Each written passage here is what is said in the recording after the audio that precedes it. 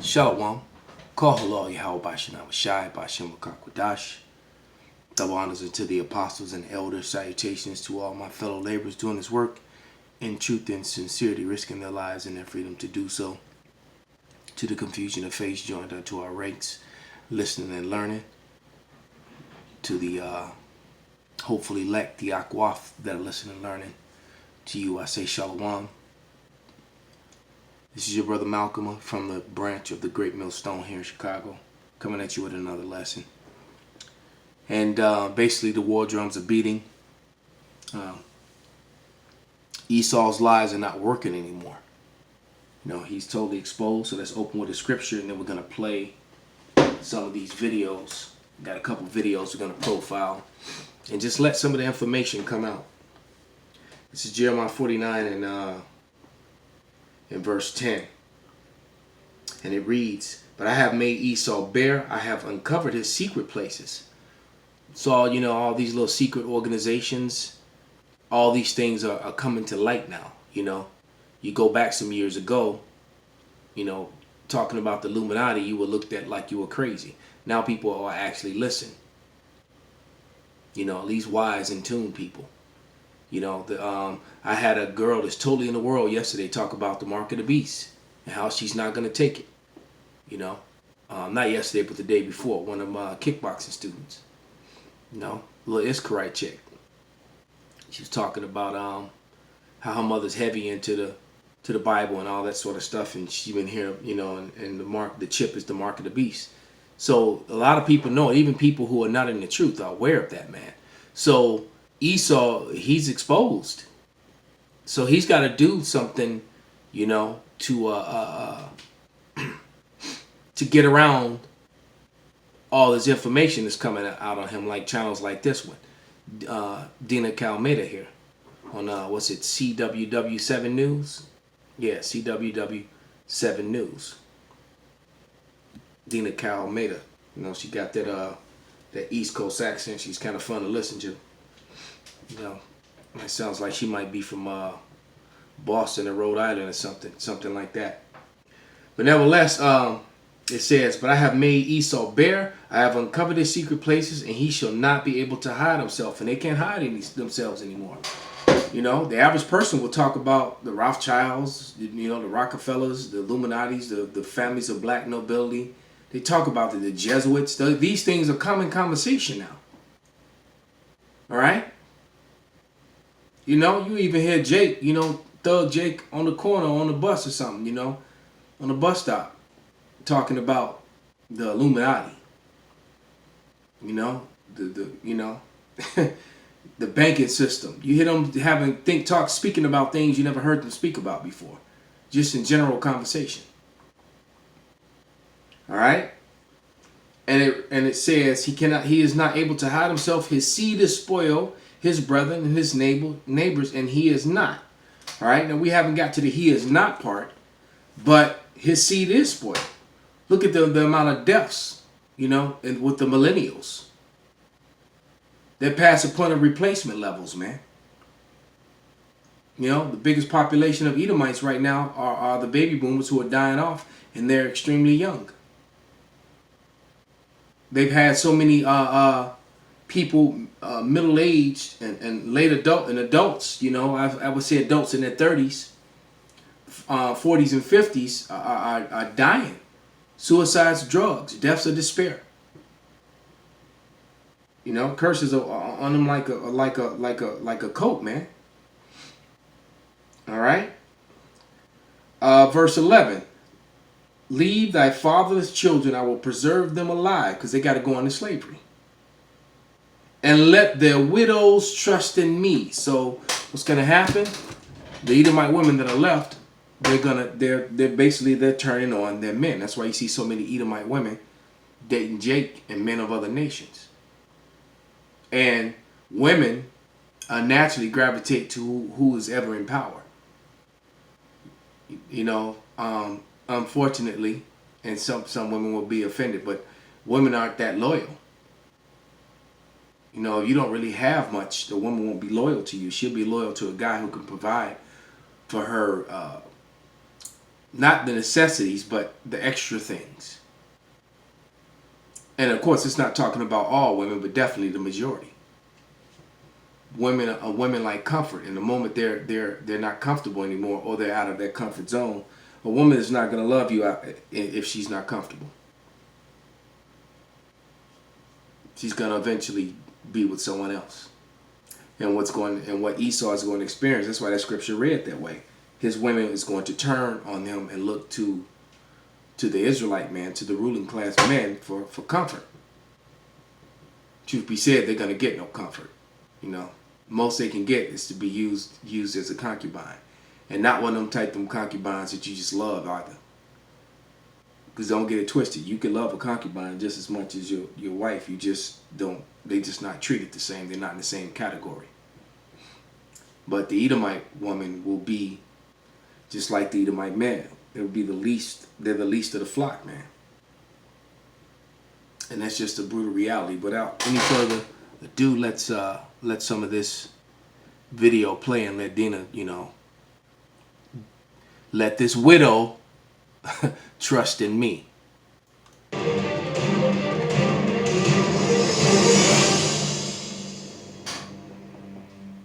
Welcome back again, everyone. It's Dina Kalmeta here with CWW7 News. And for today's broadcast, I'd like to bring you a quick review in regards to the recent events between the United States and Iran. And I'd like to take you to this first report from Reuters.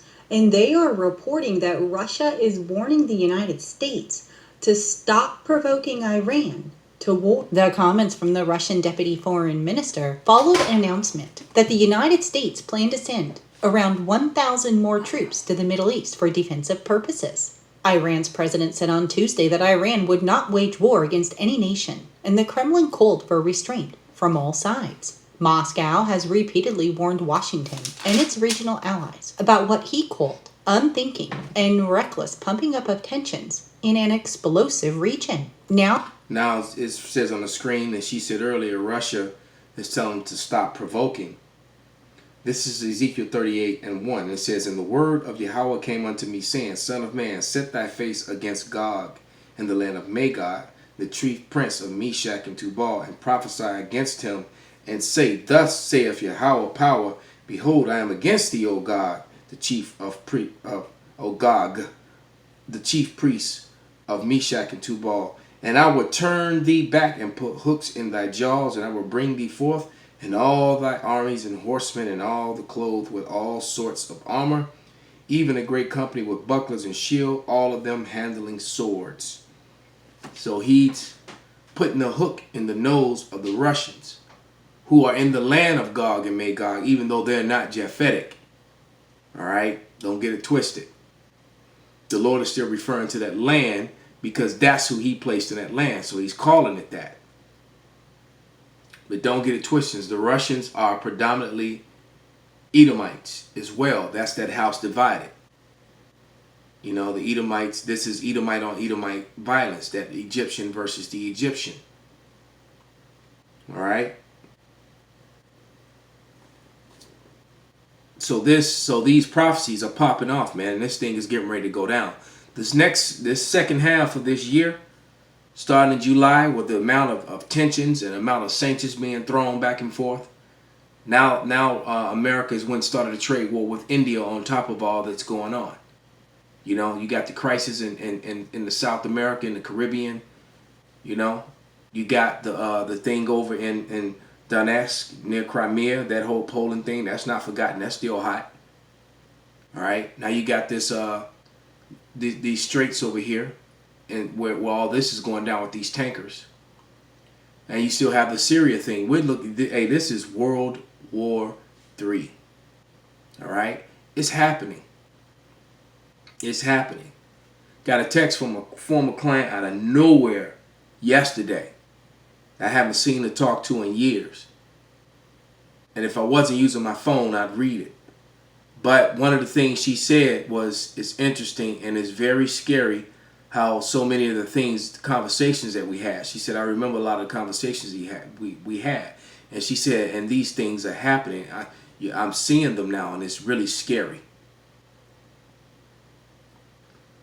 So, and it's been quite a few years since I've seen her talk to her. And yeah, well, it's scary for her, but I'm rejoicing because I'm sick and tired of being sick and tired. And Esau's not going to stop until Yahweh Bashim Yahushai stops him. Now that we see we are unending and sustained U.S. attempts to crank up political, psychological, economic, and yes, military pressure on Iran in quite a provocative way. These actions cannot be assessed as anything but a conscious course to provoke war, stated the Russian deputy foreign minister. He also stated if Washington did not want war, it had to show it. If that's really how it is, then the U.S. should step back from reinforcing its military presence. Meanwhile, the Washington Examiner is reporting that the United Kingdom is deploying a contingent of Royal Marines to protect their warships in the Persian Gulf, using speedboats and helicopters to protect the Royal Navy warships and UK merchant vessels. 100 Marines will form Special Purpose Task Group 19 and patrol the region from Britain's new naval base in Bahrain. The Times of Israel is reporting that U.S. President Donald Trump's Iran policy is ultimately aimed at bringing them to the negotiating table. Both Trump and Iran said they are not seeking war, but many lawmakers fear that as the United States builds up its forces in the region, it increases the chances of the two sides being accidentally drawn into a conflict. It's not going to be an accident. It's going to be a false flag event and or a preemptive strike from America's perspective, more than likely. And then the Iranians just shot down a drone, but you know the Iranians they're in full defensive mode right now because they are surrounded.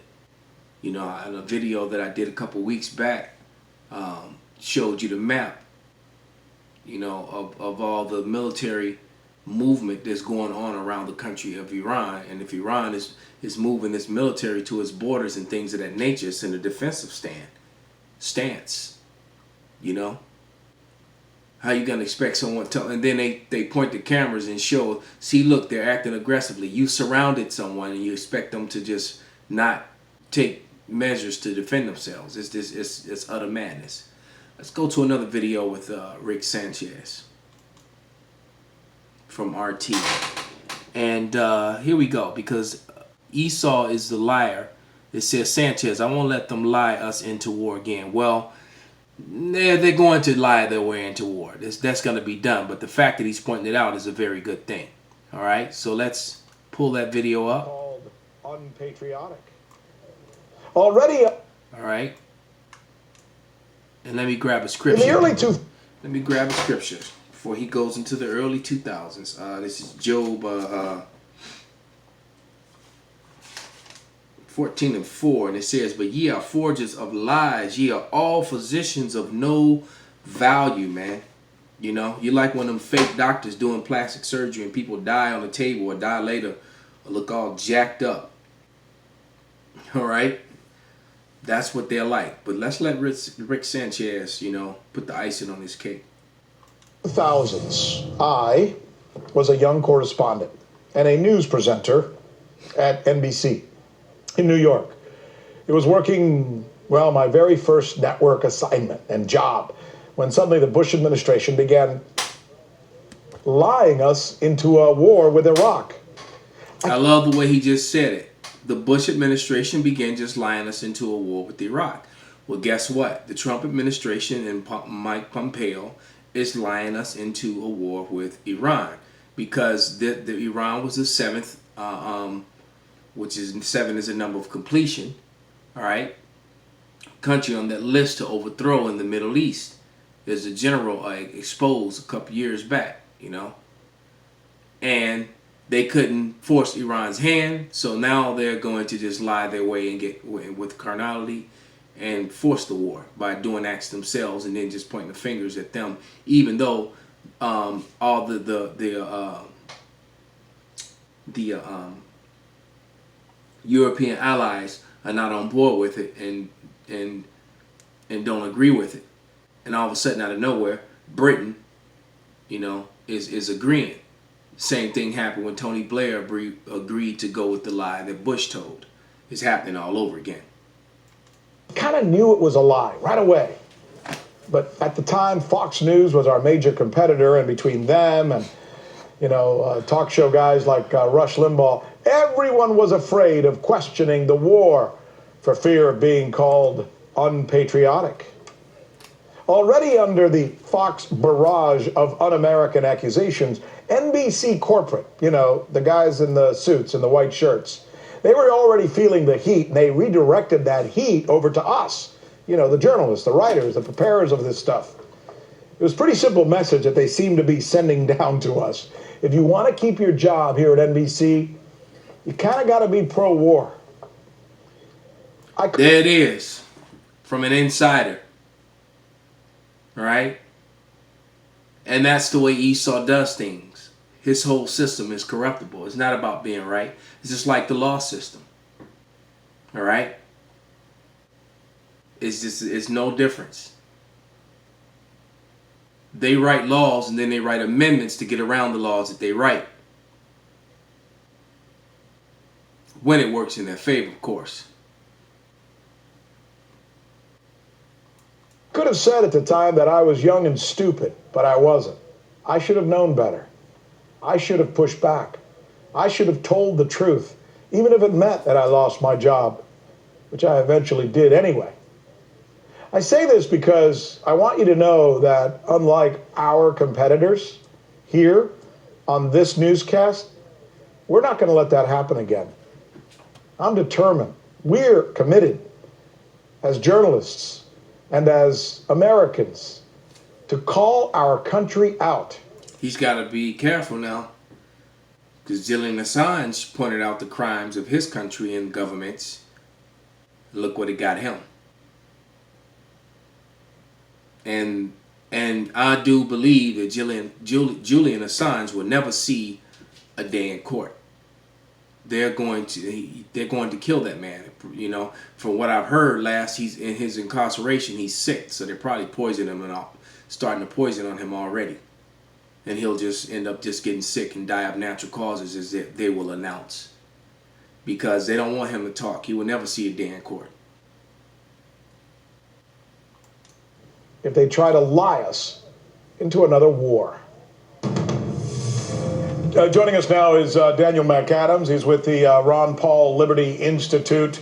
This is really fascinating. I mean, this is what all the reports are reading now. The reporting, as we mentioned, which I think started with the Jerusalem Post. The United States plans to carry out a tactical assault on Iran in response to the tanker incident. The bombing is going to be massive, but is going to be limited to a specific target. Daniel, what do you make of this? Well, the origin of that article is from an Israeli paper, a Hebrew language paper, and it does make you wonder because they cite unnamed... A Hebrew-based language, not actually Hebrew. In the land of Israel, they speak the Yiddish-based mixed version of a Yiddish-influenced form of Hebrew, which is the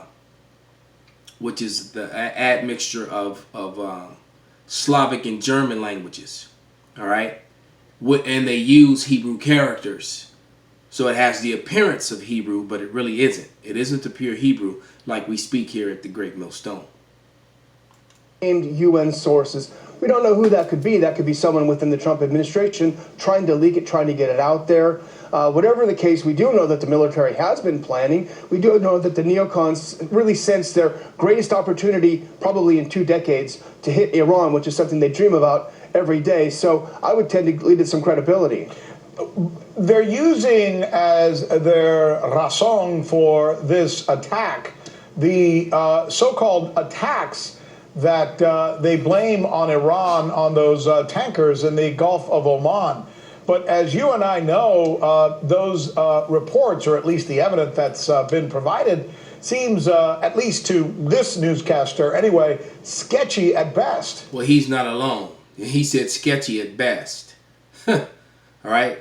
So the Gulf of Oman and the Gulf of Tonkin have a very similar relevance. They both were false flags, which are going to be used to cause death and destruction, because that's what Esau does. When he can't have what he wants, he finds a reason to demonize you, All right. And then after he demonizes you, he attacks you. All right. Or he'll attack himself and say that you did it. And there's evidence of this going all the way back to the Boston Tea Party. All right. This has been the modus operatus of Esau Edom. This is how he got dominion over all the lands with his sword. It said, by the sword he shall live. War. All right. And he has to justify his wars. But this is Sirach 10:8. Because of unrighteous dealings and injuries and riches got by deceit, the kingdom is translated from one people to another. So Esau translates kingdoms to himself through rape, rob, murder, and war. Call halal Yahweh Shem Shai Bashem Rakak Wadash Wa Abba Babal Kwam Yasharala.